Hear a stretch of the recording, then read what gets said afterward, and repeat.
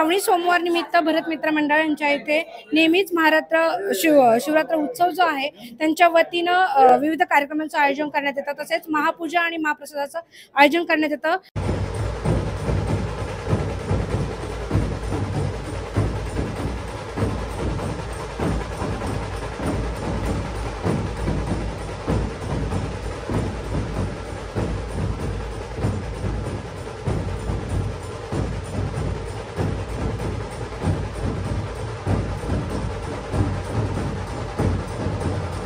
युवा उद्योजक पुनीतदादा बालन हे देखील इथे उपस्थित आहेत। आपण त्यांच्याकडून जाणून घेणार आहे। दादा काय सांगाल, श्रावणी सोमवार निमित्त विविध ठिकाणी आपण जात आहे, दर्शन घेत आहे, आपण भरत मित्र मंडळ येथे देखील आलेला आहात, महादेवाचं दर्शन घेत आहे, काय सांगाल?